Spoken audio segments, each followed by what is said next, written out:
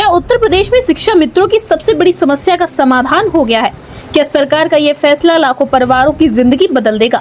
गोरखपुर से आई इस बड़ी खबर में जानिए कैसे एक फैसले ने 1.5 लाख परिवारों को राहत दी और शिक्षा व्यवस्था को नई दिशा दी। उत्तर प्रदेश के गोरखपुर से एक बड़ी खबर सामने आई, जहां मुख्यमंत्री योगी आदित्यनाथ ने बेसिक शिक्षा विभाग द्वारा आयोजित राज्य स्तरीय शिक्षा मित्र सम्मान समारोह में शिक्षा मित्रों को बड़ी सौगात दी है। मुख्यमंत्री ने अपने संबोधन में कहा कि 2017 से पहले की सरकारों ने बिना नियम कानून के शिक्षा मित्रों को सहायक शिक्षक बनाने की कोशिश की, जो पूरी तरीके से गलत थी। इसी वजह से सुप्रीम कोर्ट ने उनकी सेवाएं समाप्त करने का आदेश दिया था। उस समय स्थिति बेहद गंभीर थी। करीब 1.5 लाख परिवारों के सामने रोजी रोटी का संकट खड़ा हो गया था। सीएम योगी ने बताया कि उनकी सरकार ने इस चुनौती को अवसर में बदला। 2017 में ही शिक्षा मित्रों का मानदेय 3,500 रुपए से बढ़ाकर 10,000 रुपए किया गया और अब इसे बढ़ाकर 18,000 रुपए प्रति माह कर दिया गया है, जो अप्रैल से लागू भी हो चुका है। इससे लाखों परिवारों को सीधा आर्थिक लाभ मिलेगा। उन्होंने सीधा कहा कि सरकार ने टकराव नहीं बल्कि संवाद और सहयोग का रास्ता अपनाया। साथ ही शिक्षा मित्रों से अपील की है कि वे ट्रेड यूनियन जैसी सोच छोड़कर सकारात्मक दृष्टिकोण अपनाएं, क्योंकि उनकी सोच सीधे बच्चों के भविष्य को प्रभावित करती है। इस कार्यक्रम में एक और बड़ी घोषणा की गई। अब सभी शिक्षा मित्रों को 5 लाख रुपए तक की कैशलेस स्वास्थ्य सुविधा मिलेगी। मुख्यमंत्री ने बताया कि ये फैसला एक बीमार बच्ची के परिवार से मिलने के बाद लिया गया है, जिससे स्पष्ट है कि सरकार संवेदनशीलता के साथ निर्णय ले रही है। सरकार ने बैंक खातों के जरिए सीधा भुगतान सुनिश्चित करने और महिलाओं को नजदीकी स्कूल में तैनाती देने जैसी सुविधाओं को भी मजबूत किया है। इससे पारदर्शिता और सुविधाएं दोनों बढ़ेंगी। सीएम योगी ने शिक्षा क्षेत्र में हुए बदलाव का भी जिक्र किया। ऑपरेशन कायाकल्प के तहत स्कूलों की हालत में जबरदस्त सुधार हुआ है। जहां पहले मूलभूत सुविधाएं 30 से 35% तक सीमित थी, वहीं अब 96 से 99% तक पहुंच गई हैं। ड्रॉप आउट दर 19% से घटकर मात्र 3% रह गई है। उन्होंने बताया कि आज 1,60,00,000 बच्चों को यूनिफॉर्म, किताबें, जूते और अन्य सुविधाएं दी जा रही हैं। साथ ही निपुण भारत, पीएमश्री और कस्तूरबा गांधी विद्यालय जैसी योजनाओं से शिक्षा का स्तर में लगातार सुधार हो रहा है।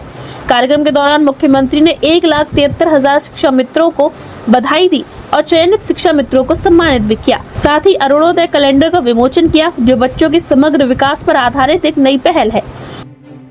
व्यक्ति का अपने आप से कंपटीशन होता है। आप जब कार्य करें, सरकार सकारात्मक सोच के साथ कार्य कर रही है, आपके साथ खड़ी है, फिर नकारात्मक भाव नहीं आने चाहिए। जब हम नकारात्मक भाव अपने साथ जोड़ते हैं तो वह हमारी प्रगति में बाधक हो जाए, हमारी प्रगति उससे रुक जाती है। हमें ट्रेड यूनियन की वृत्ति से दूर रहना होगा। यह समाज का नुकसान करेगा, क्योंकि इसने अतीत में भारी नुकसान पहुंचाया है। वहां पे व्यक्ति के बोल ही क्या होते हैं कि हमारी मांगें पूरी हो, चाहे जो मजबूरी हो। यानी देश की कीमत पर हमारी मांग पूरी होनी चाहिए। ये नहीं हो सकता। पहले देश, तब हम हैं।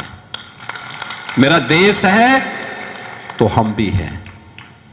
जब ये भाव होगा तो भाव हम सबको संरक्षित करेगा, सुरक्षित करेगा और अच्छी पीढ़ी तैयार करेंगे तो अच्छी पीढ़ी हर एक क्षेत्र में अच्छे लोग पैदा लेके आएगी। अच्छे शिक्षक, अच्छे चिकित्सक, ईमानदार व्यापारी, अच्छे कारीगर, अच्छे उद्यमी, अच्छे किसान, अच्छे नौकरशाह, योग्य नौकरशाह, निर्णय लेने वाले नौकरशाह, अच्छी पुलिस, हर एक सेक्टर में अच्छे लोग और अच्छे राजनेता भी। राजनेता कोई ऊपर से थोड़ा टपक जाता है। आप ही के बीच से जिन बच्चों को आप पढ़ाते हैं वही बच्चे राजनेता भी बनते हैं। समाज के हर एक क्षेत्र में वहीं से जाना है और इसलिए जैसा पौधा रोपेंगे वो उसी रूप में फिर फल भी देगा। और इसीलिए मैं आप सबसे कहूंगा, एक सकारात्मक भाव के साथ कार्य करने की आवश्यकता है, आगे बढ़ने की आवश्यकता है, बेहतर। गोरखपुर से आई ये खबर न सिर्फ शिक्षा मित्रों के लिए राहत की खबर है, बल्कि ये दिखाती है कि शिक्षा और संवेदनशील शासन मिलकर कैसे समाज का भविष्य बदल सकते हैं। अब देखना यह होगा कि इस फैसले का असर आने वाले समय में उत्तर प्रदेश की शिक्षा व्यवस्था को कितनी ऊंचाई तक ले जाता है। यूपी न्यूज़ 9 के लिए गोरखपुर से धनेश कुमार की रिपोर्ट।